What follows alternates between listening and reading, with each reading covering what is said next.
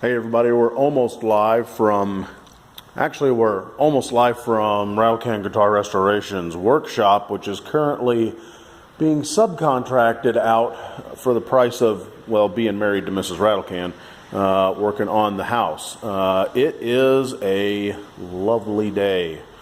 We have got equipment moved into the workshop piece by piece.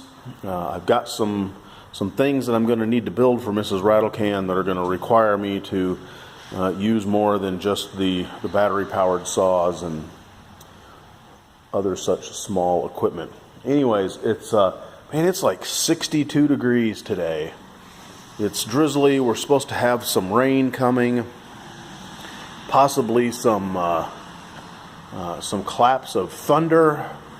We'll move in the late afternoon, maybe into the evening, and then once again Ohio displays just how goofy it can be, because the bottom drops out, and let's see, this is Thursday afternoon and it's like 62. Saturday morning is supposed to be 20 with a mix of freezing precipitation, possibly snow.